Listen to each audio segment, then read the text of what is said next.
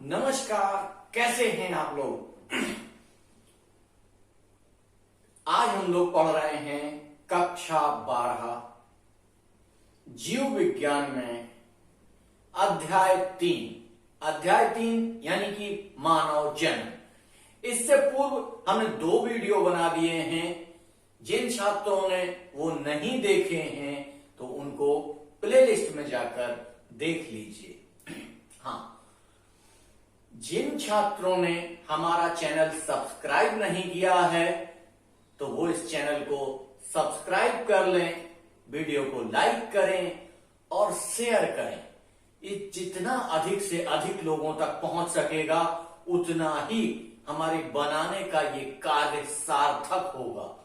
वरना हिंदी मीडियम में वीडियो बनाने का कार्य बड़ा मुश्किल है और काफी इसमें समय भी लगता है। यदि ये साधन विहीन बच्चों तक ना पहुंच पाए, ऐसे बच्चों तक जो कम साधनों में अपने अध्ययन को जारी रखते हैं, तो हमारा ये प्रयास निरर्थक हो जाएगा।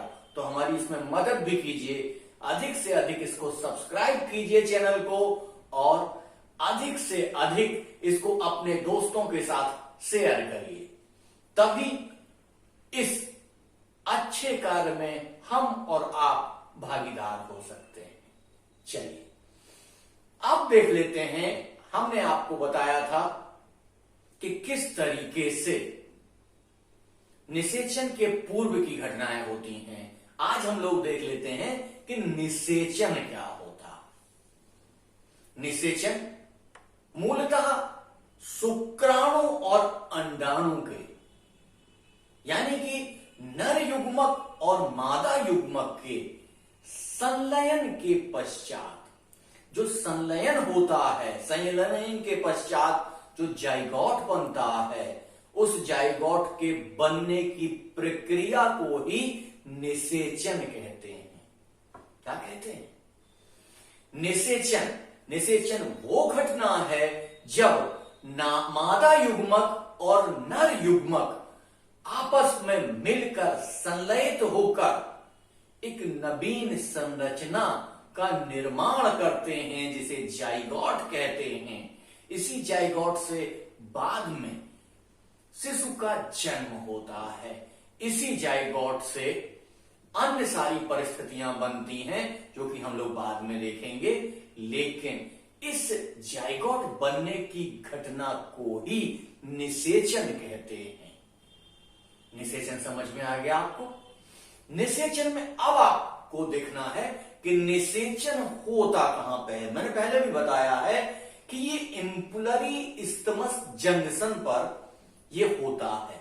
इम्पुलरी इस्थमस जंक्शन चित्र में आप लोग देख सकते हैं कि इम्पुलरी इस्थमस जंक्शन पर नर युग्मक और मादा युग्मक जब दोनों आपस में मिलते हैं तब इसको निषेचन की घटना कहा जाता है। अब ये होता कैसे है इसको थोड़ा सा आप लोग समझ लीजिए कि इस जंक्शन पर जब अंडाणु पहुंचता है और शुक्राणु पहुंचता है तो शुक्राणु का जो शीर्ष भाग होता है, जो हेड होता है, वो हेड अंडाणु से टकराता है।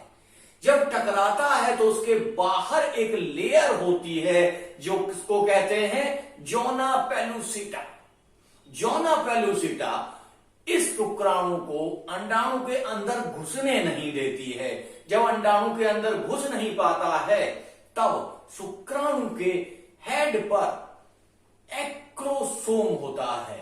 एक्रोसोम कुछ ऐसी क्रियाएं करता है, कुछ ऐसी रासायनिक क्रियाएं करता है जिससे ये जोना पेलुसिटा में छेद हो जाता है, या ये टूट जाती है, या ये क्षतिग्रस्त हो जाती है और शुक्राणु अंदर चला जाता है। जैसे ही शुक्राणु वहां पर पहुंचता है तो दोबारा एक घटना घटती है कि ये जोना पेलुसिटा अपने आप को मजबूत करती है और जहां वो छेद बन जाता है उसको पुनः भर लेती है और अब अपने आप को इतना मजबूत कर लेती है कि जो दूसरा शुक्राणु पीछे से आ रहा है वो शुक्राणु का एक्रोसोम उसको भेद नहीं पाता है, उसको तोड़ नहीं पाता है, तो इसमें एक ही शुक्राणु अंदर प्रवेश कर पाता है।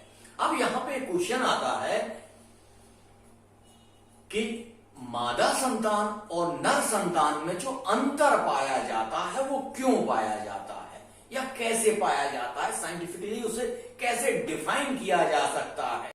जब आप सेंसस में देखते हैं तो आपको पता चलता है कि पुरुषों की संख्या महिलाओं से अधिक होती है।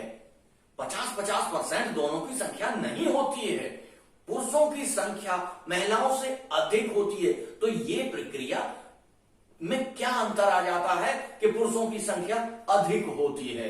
उसका एक प्राकृतिक कारण भी है कि जो आपका जनन का शुक्राणु है एक्स और वाई, ये वाई शुक्राणु जो है वो बहुत तेजी से गमन करता है, बहुत तेजी से चलता है। तो जब ये वाई शुक्राणु जाके अंडाणु से मिल जाता है, यानी कि अंडाणु में तो एक्स एक्स ही गुणसूत्र होता है, लेकिन जो शुक्राणु होता है इसमें एक्स और वाई दो गुणसूत्र होते हैं। तो इस गुणसूत्र से जब एक्स एक्स और एक्स वाई में वाई जल्दी से गमन करता है, वाई तेजी से चलता है, जब ये वाई जाके एक्स से मिलता है तब नर संतान का जन्म होता है। तो वाई तेजी से जाके उस पहला जौना पहला सूटा को तोड़ के अंदर घुस जाता है और जौना पहला सूटा अपने आप को बंद कर लेती है। जब बंद कर लेती है तब दूसरा शुक्राणु अंदर नहीं घुस पाता है, इसीलिए लड़कियों से लड़कों की संख्या अधिक होती है। अब तो कई ऐसी चीजें भी आ गई हैं जिनसे कि लड़कों की संख्या अधिक की जाती है, गर्भपात हो जाता है और बहुत सारी चीजें हो जाती हैं। खैर उनको यहां पर जानने की आवश्यकता नहीं है। तो यहां हम लोग देख रहे थे निषेचन के बारे में। जैसे ही शुक्राणु अंडाणु से मिलता है, इस क्रिया को क्या कहते हैं? निषेचन या फर्टिलाइजेशन। अब हम लोग देख लेते हैं निषेचन के पश्च घटनाएं। निषेचन के पश्चात कौन कौन सी घटनाएं होती हैं जो महत्वपूर्ण हैं, जिन्हें हमें यहां पर पढ़ना चाहिए। उनको हम लोग देख लेते हैं कि युग्मनज में जब युग्मनज बन जाता है तो युग्मनज में क्या होता है? विभाजन होता है। विभाजन होने के पश्चात ये 1 से 2, 2 से 3, 3 से 4 ये ब्लास्टोमियर बनाता है। क्या बनाता है? ब्लास्टोमियर बनाता है। और ये 2 से 4, 4 से 8, 8 से 16, 16 से 32 यानी कि द्विगुणित होता चला जाता है। और 32 की स्थिति में इसको क्या कहते हैं? इसको 32 की स्थिति में मारूला कहते हैं। पहली अवस्था आ जाती है जिसको कहते हैं मारूला। अब 32 से जो 64 यानी कि 32 से द्विगुणित होगा तो कितना बनेगा? 64 बनेगा। इसको कहा जाता है ब्लास्टुला। और 64 से जब 128 बनता है तब ये क्या होता है? ब्लास्टोसिस। इसको कहते हैं ब्लास्टोसिस। अब ब्लास्टोसिस के बन जाने के बाद फिर क्या होता है? देखिए, इसके पश्चात होता क्या है कि गर्भाशय की 3 लेयर पाई जाती हैं या 3 स्तर पाए जाते हैं। उन स्तरों को क्या कहते हैं? पहले वाले को कहते हैं पेरीमीट्रियम, दूसरे वाले को बोलते हैं बायोमीट्रियम, तीसरे वाले को बोलते हैं इंडोमीट्रियम।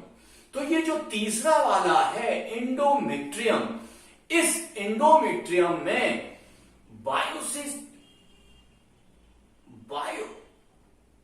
ब्लास्टोसिस्ट, देखिए उच्चारण गलत हो गया मेरा, तो इसको क्या कहते हैं? ब्लास्टोसिस। ये इंडोमीट्रियम में ब्लास्टोसिस आके अटैच हो जाता है। वहां ब्लास्टोसिस की घटना हो रही है। ब्लास्टोसिस आके गर्भाशय के तीसरी परत या तीसरी लेयर या तीसरे स्तर पर आकर लग जाता है। इसको क्या कहते हैं? अटैच हो जाता है। इसको हिंदी में बोलेंगे अंतरोपण या इम्प्लांटेशन भी इस क्रिया को कहते हैं। जब यहां पर ये लग जाता है, यहीं पर भ्रूण में विभाजन होता है और इसी विभाजन से कई प्रकार के अंगों का निर्माण होता है। अब विभाजन में भी देख लीजिए, 3 प्रकार की कोशिकाएं होती हैं, 3 प्रकार के स्तर होते हैं जो लगातार विभाजित होते रहते हैं। इनको कहते हैं इक्टोडर्म, मीजोडर्म और इंडोडर्म। क्या कहते हैं? इक्टोडर्म, मीजोडर्म और इंडोडर्म। इनसे बहुत सारे अंगों का विकास होता है। कौन कौन से अंगों का विकास किस लेयर से होता है, इसे आप कमेंट सेक्शन में आके हमको बताएंगे। ठीक है ना? कमेंट सेक्शन में आकर हमको आप बताएंगे। और ये प्रक्रिया लगातार चलती रहती है और 9 महीने पश्चात एक शिशु का जन्म होता है, जिसको क्या कहा जाता है? प्रसव कहा जाता है। प्रसव पीड़ा होती है, बहुत सारी प्रक्रियाएं होती हैं, लेकिन उनको आपको यहां जानने की आवश्यकता नहीं है। और जो छात्र जानना चाहता है वो किताब में पढ़ लेगा इसको।